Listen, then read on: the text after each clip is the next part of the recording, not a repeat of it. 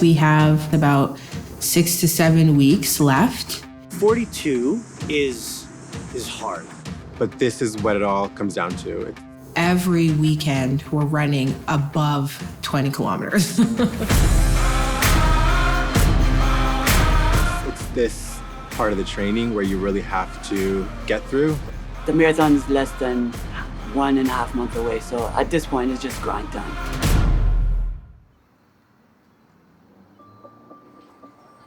Okay?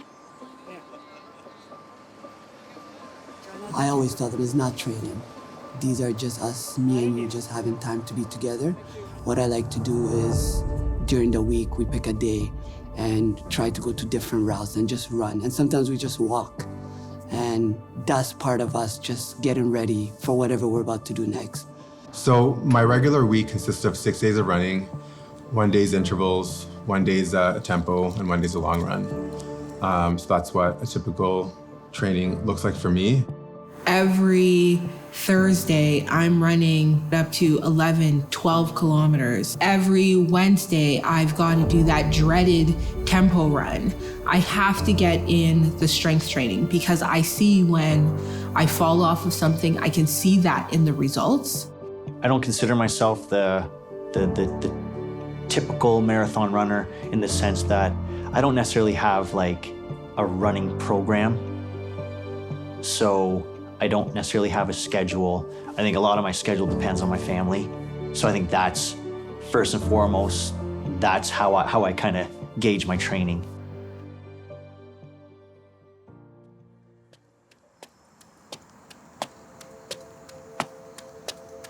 I can't remember a day off. I can't remember an easy run. Things that used to be easy now seem hard. The long ones that I used to look forward to, I'm dreading them a little bit, even though those are usually my favorite, just because I know that there's not much left inside me to give.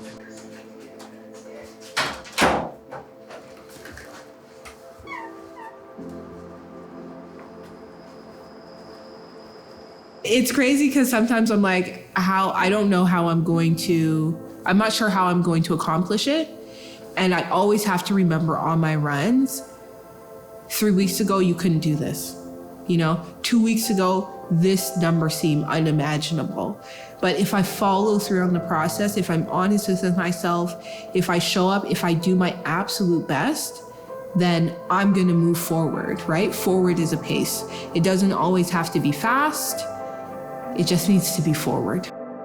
I look at training as I know I got to do the kilometers, so I got to build up to it. But I also give myself a bit of grace. Tennis ball is for keeping pace, staying active, staying engaged in my run, so I don't get bored.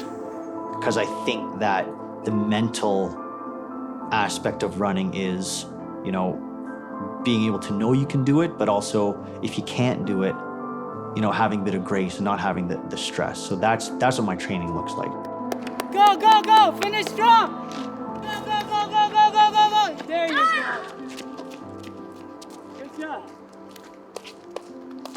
For them, they really are hard on themselves when they're in the moment and they don't accomplish what they actually want to accomplish. And they've learned that from the past. So for them now, they're very adamant about training together once a week.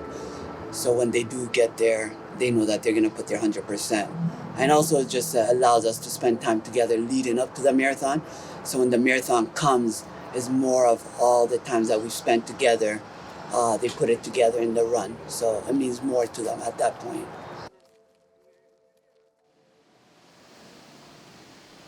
Hello, hello. How's it going? Good to see you.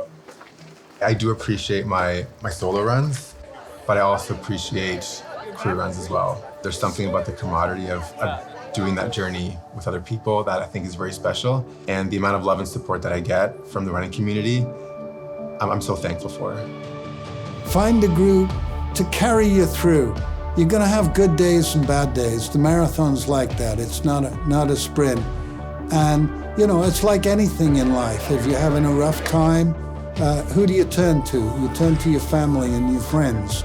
And that's what our community is. Like whenever you're feeling tired, you see people ahead of you and you're like, I'm not gonna fall behind, I'm gonna stay with them. I find I actually run faster. It almost feels a little bit easier because of the social aspect. I love like talking to people, getting energy from people. It's that sense of belonging. I remember, no one is left behind, and that's one of the coolest things about it, is that people have eyes everywhere, and everyone's always making sure everyone's okay. I often call it therapy. We cover so many different things, different topics. We plan ideas about things that are meaningful and help me be a better person.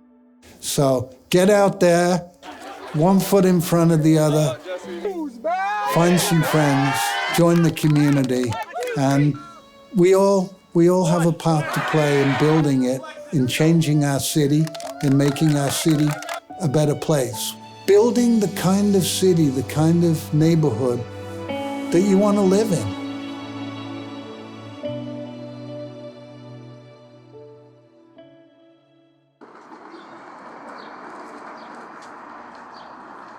And to be honest, the first few months, I was like, okay, this is hard, but like, this is actually like more in my mind.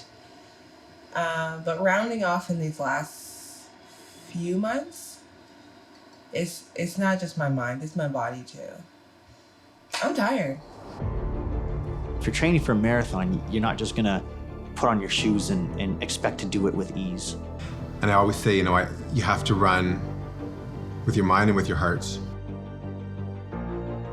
Without mental strength, it's tough. So you really have to be tough mentally. Like pushing your mind past that uncomfortable feeling and creating new pathways that say like, when you face a challenge, it says like, you're equipped to do this. When I get tired, I tell myself just to finish. Don't look back. You've already passed that. Training for something, you have to get out and do it if you want to be prepared and be the best that you can be on race day. But if you've trained a lot, you've put in your miles, you've run your kilometers, you should be prepared. How if someone is really determined to do something and they have that support or that encouragement, anything is possible. Like your body's gonna kick in, your mind's gonna kick in, and you're gonna be able to get past this. And although it's uncomfortable right now, like remember how you felt the last time you did it. I love that feeling of just really having to tough it out. And I think that's why we do it, is because we want that sense of, I did that.